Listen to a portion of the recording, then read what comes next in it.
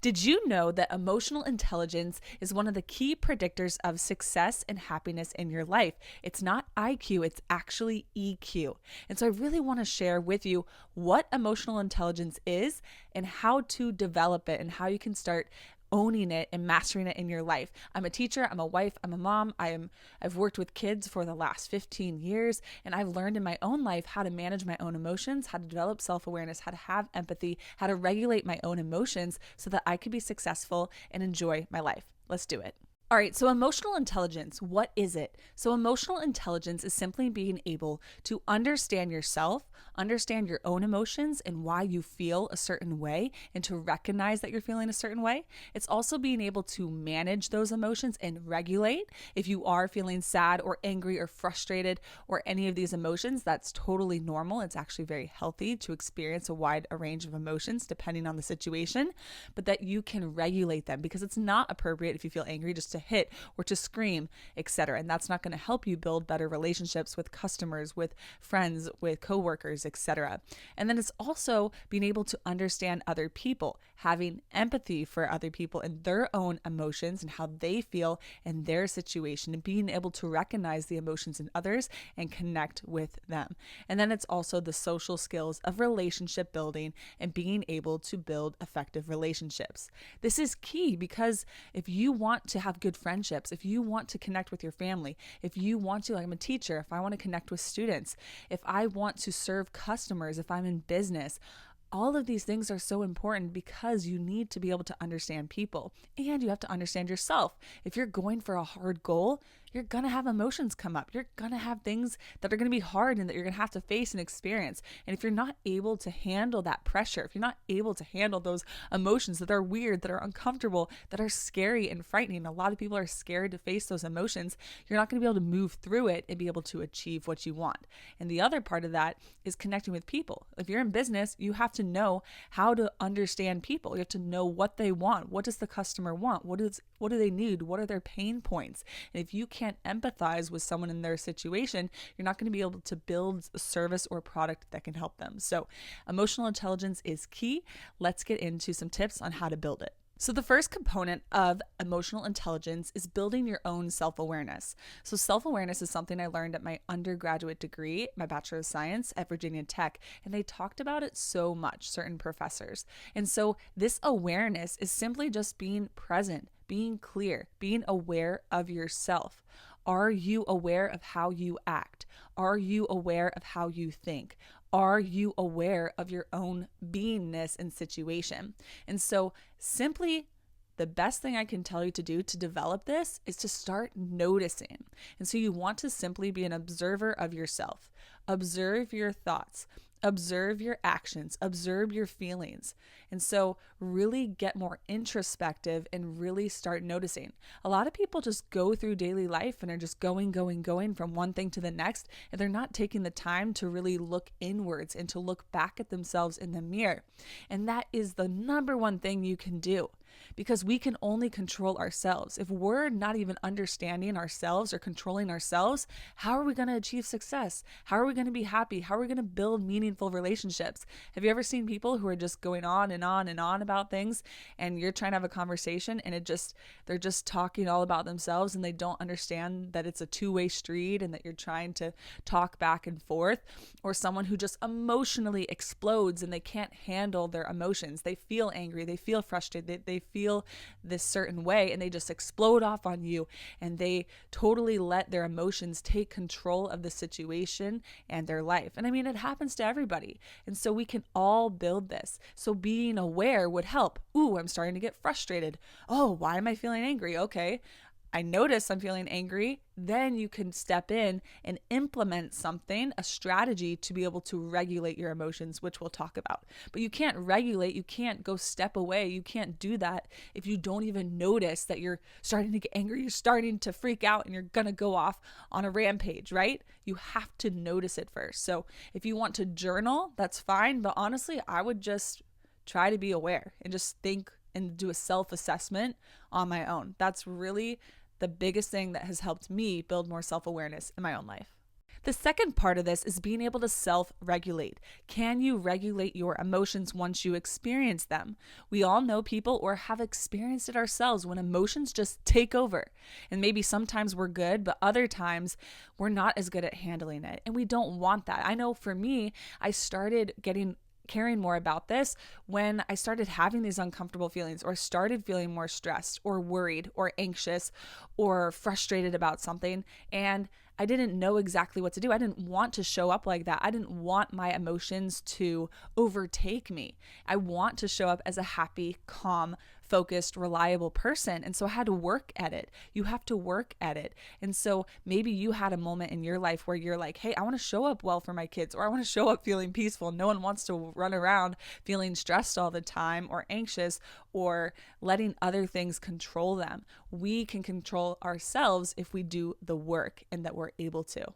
So self-regulation, how do we do it? How can we regulate ourselves? For the first step is to have that self-awareness, to notice when we are feeling a certain way. But then once you notice, you can then pull out tools from your toolbox to be able to regulate. So say you are feeling sad.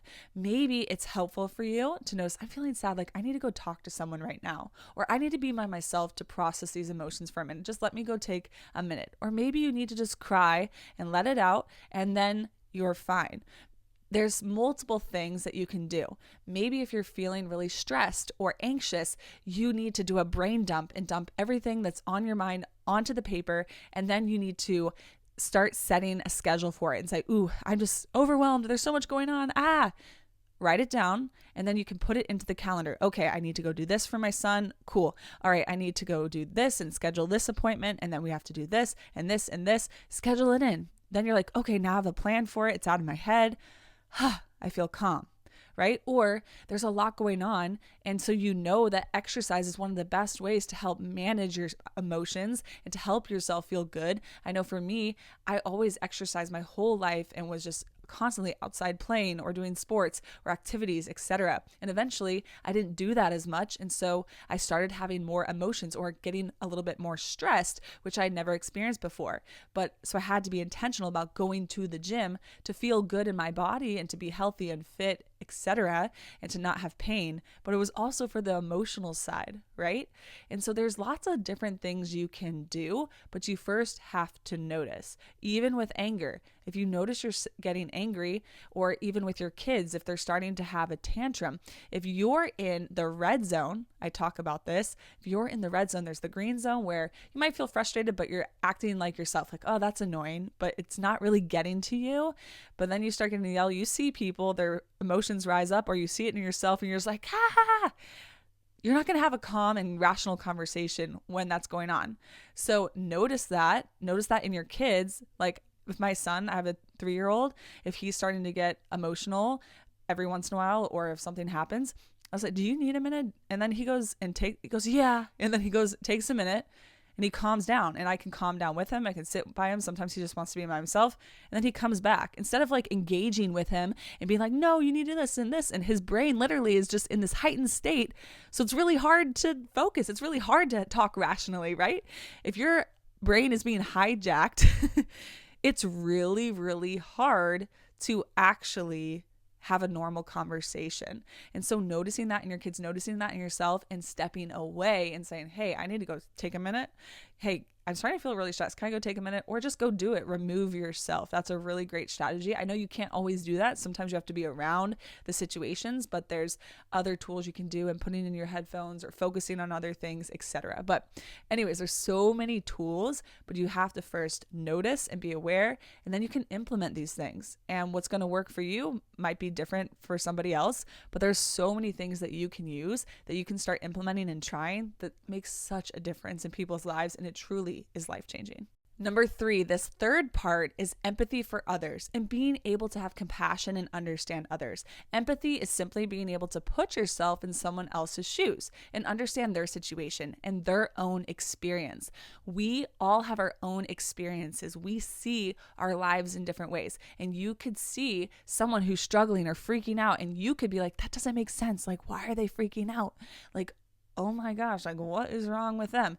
We could be judgmental or not understand, but no one else is living their life. No one else has their brain. No one else is in the stage of life that they're in. And so if you can bring yourself to their level and try to see them and have empathy and say, ooh, that would be really hard if I'm having this situation. Oh, that would be really hard. Or, ooh, like, how are you feeling? Right? So ask people how they're feeling. Like, notice those cues. Notice, it's really important as a teacher too, to notice when kids are getting upset, to notice when kids who maybe normally feel good or who are excited, then they're starting to just be kind of flat, etc. And so if you notice that in people and notice how they're acting, or if they tell you, like, I feel like my dog died, I'm so sad about this, or like, this person is really bothering me, etc., or I'm really mad, like, I really thought I did great on this exam, but now I don't, and I have to go stay for tutoring. Like, having empathy and saying, oh, that really stinks, and validate someone's experience, validate someone's emotions. It is life-changing. And honestly, I know when people do that for me, it doesn't mean that they have to agree, but you can just say, I know that sounds like that's really hard for you, and that stinks, right? Like, people just want to hear that. People just want to have their experience validated, and it connects with people. If you are pouring your heart out, or if you're having this really hard emotion that you're feeling and you're feeling vulnerable, and someone just ignores that, or someone just goes, get over it, or they don't even care or connect with you, then you're not going to build that strong relationship, right? It's just like in business. If there's a customer who's having a big problem and they've been struggling, or even struggling with your acne or something, that can be really hard for people. And then you are able to say, oh, that really stinks. I know it can really affect your self-esteem, and it's not fun to show up that way. You want to be confident. It can impact your relationships and how you show up. And so, you know what? We have a solution for you. This is the solution, right? Because I empathize with my customers instead of just saying, oh, who cares about acne? Like, that's so vain, blah, blah, blah, blah, blah. You're going to miss out on an opportunity, right? Or in sales, if you're trying to help them, they want to purchase a new car, but they have reservations where it's like, well, that's really expensive, or I'm worried that I'm going to buy it and I'm going to change my mind, or what if a new model comes out? Like, empathizing with their experience and with their thoughts and feelings about it. Like, okay, I empathize with that it could cost this. Here's a solution to that. Or I empathize with this is a big purchase. Here's a solution to that, X, X, X, Y, and Z, right? And so it can happen in multiple areas of life, or simply with a partner if they're having a hard time or a hard day at work, and you just listen and you empathize, oh, that really stinks. That would be hard to deal with. Or if a coworker or someone was explaining something that was hard for them, empathize with them, connect with them. It's life-changing. Like, literally, it sounds so simple, and it was just something I've always been interested in and naturally kind of do. Like, just care, be genuine, have empathy. And that one thing alone can really help you build a better connection. And people just see you as like, that person cares, that person gets me, that person understands, like, that person sees me. Like, that is so underrated. And to me, it's simple, but when learning more about emotional intelligence, not everybody has that. And that's where the IQ comes in. Like, there's a lot of people who are really smart, a lot of people who get A's on all their exams, and there's a place for that. And that is important. I don't want people to just go throw in the towel and not actually learn and get educated and get smart. Like, if you can have both, that's great, right? We definitely want some level of intelligence and IQ. That helps, having some level. It doesn't have to be the highest, but some level. And then matching that and marrying that with the emotional intelligence, where you are actually able to be in tune with people. That's just going to change so much for you. And I'm excited that you're listening and learning about it. And so just a few concrete examples of how you can actually develop more empathy is to actively listen to people. So listen more than you talk, and just listen to what people are saying and try to connect with their feeling. Or if they're trying to say something that, oh, I'm really mad about this, like, connect with that. Like, why are you mad about that? Like that. And then they tell you, then say, oh, that does sound frustrating, or try to put yourself in that situation. Like, that would be really frustrating if someone didn't pay attention to you, and you have all this stuff to offer, and you came up with this big presentation and you thought you crushed it, and they just ignored you. Like, and so you're frustrated or upset about that. So really just trying to actively listen, trying to seek to understand, trying to really understand what their feelings are and how that makes them feel. Like, let them tell you how it makes them feel, so that you know, instead of just assuming. Because for you might not care. Like, you might not react that way. Or maybe sometimes you do, but a lot of other times you don't. but how are they experiencing it? Try to put yourself as much as you can into their shoes, or ask about their situation or their background. Like kids who maybe are struggling or having a hard time, and learning more about their home life or something can really help. It's not an excuse. There's a lot of people who have a lot of hard things going on, and they figure out how to show up, how to get good grades, how to be kind, etc. But it can help you have more compassion if you look for those things and go, oh, they they had this situation, or their parents are going through a divorce, or they're really struggling, their dad lost their job, or whatever it is. Then you can have more empathy and compassion and understand. Of course, we can have standards still, and people still need to act appropriately in a certain way, but it can really just help you when you just try to see the person for what they're experiencing and where they are at this time. The other part, the last part of emotional intelligence, is relationship management. So you need all these pieces. You need to understand yourself. You need to be able to regulate your emotions, because you're going to have conflict with people, and you don't want to just scream at them or yell at them or have this conflict in this really difficult time. But you also need to be able to be a leader, to have clear expectations, to be able to communicate effectively and efficiently, to be able to relate with other people. It's very, very important. And so these skills are critical, and we teach them a lot at school. And I'm actually a health and physical education teacher right now. My training and background's in English, and I've taught math and things before, but this area, we work on a lot of these things, in the social skills and relationship management and team building, and how do we talk to others, and having empathy, and being able to be a leader, and being able to work on our mindset, etc. These are really critical components that a lot of people don't necessarily value, that could be undervalued when we're just so focused on getting good math scores or science scores, etc. If you can't show up on a team and people don't like you, that's going to be hard. If you can't relate to people, that's going to be hard. If you can't sell people on why you're the right person for the job, or why you have the product and service that they need and that you can support them, that's hard. If you just think I know a lot of people struggle because they think they're the best, and then they're just above everybody else, and other people don't like that, right?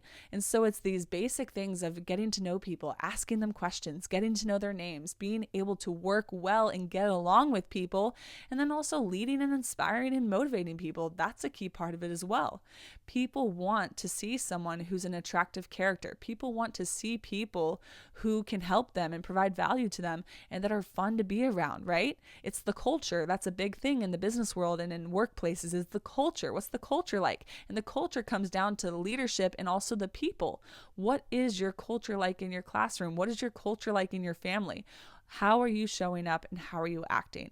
It can be the difference between championship winning teams like the Kansas City Chiefs. If you listen to them mic'd up, or their culture, they talk about too the culture that the coaches set. They talk about preparation. They talk about how they work together. Like if you've been on a sports team and you see that, like I've coached sports teams too, when I was on teams and we had the leadership and we all just bought in and we connected and we supported each other. But have you been on teams or seen teams or workplaces where you're just fighting and feuding, or like this group is not doing what they're supposed to, or hurting it, or having a negative impact? It hurts the whole team.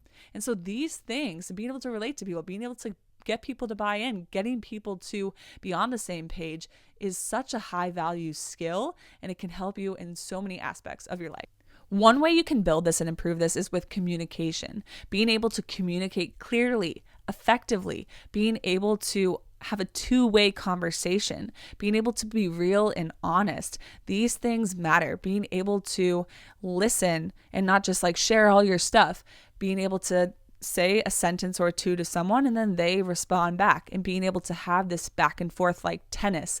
We have this dialogue where I'm saying something and I hit the ball back, you say something, hit the ball back, and we can engage that way. It's really critical, communication, and just being able to be honest and clear. Like sometimes we're worried about what people are going to think, or we're trying to say it a certain way, or we're with our boss, so we're just thinking a little differently. But if you can just be real, raw, honest, and clear, it can be really hard, but it can solve so many problems when you clearly communicate. Or even as a leader, communicating, hey, this is what we're going to do. Hey, these are my expectations. Hey, how can I support you? Hey, this is what I expect.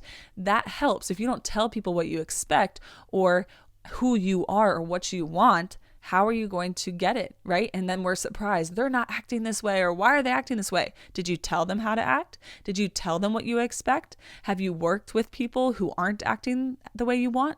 Are you just letting it happen, right? Communication is really foundational. Open-minded is another part of this. And a lot of this is with our biology and how we are, but we can work to be more open-minded. If you're more open-minded, people will more likely be able to come up to you and to feel comfortable talking to you, right? Instead of just, like there's people that are just, they believe what they believe. They're not going to move an inch, and that is what it is. It's really hard to talk to people like that because you don't feel like you have a say. You don't feel like your voice matters. You don't feel like they're going to listen. But if you're open to feedback and growth and say, hey, like, I think this could be something that could help you, or I'm seeing this happen. Would you be open to listening to that? And then you listen to it. Or simply with certain people, it can be a barrier if you are just closed off and if you're not open, right? Like parents or people, if you've seen anyone in your life that you feel comfortable talking to, it's because they're open to listening to you. It's because you have this genuine relationship. But do you also have people that you're scared to talk to or you don't feel like you can talk to? Kids are the same way with this. They experience that, or with their teachers. There's certain teachers they feel like they could talk to. There's certain teachers that they feel like they can't. And part of this is just being open and actually listening to what they have to say, being open to changing, being open to just adopting things based on the people that you're working with. It can really, really help. Positive attitude and also staying calm under pressure can really help as well. If you have a positive attitude, if you show up well, it's going to be more contagious. People are going to want to interact with you more. People are going to connect with you more. People are going to enjoy being around you, right? We talk about building these good relationships. People don't want to build relationships with people who are whining, people who are complaining, people who are mean, people who are rude, people who are gossiping, people who are draining and negative. And so if you show up in a positive energy, if you show up and provide value, if you're a helper, if you're a listener, if you're open, if you are kind, those types of things matter, and that can help you build better relationships when you act that way. Ultimately, emotional intelligence is key. It's a great skill. I'm happy to talk about this more, but the more you learn about yourself, the more you learn about how to regulate your emotions, the more you have empathy and connect with other people, and then you build these communication and leadership skills and are able to have better relationships and show up as an attractive character and better, your life is going to change in your business, in your family, with your friendships, in your career, in every single aspect. So I hope this video was helpful. Feel free to check out another one if you're interested, and subscribe to the channel for more videos like this. See you in the next one. Bye guys. You got this.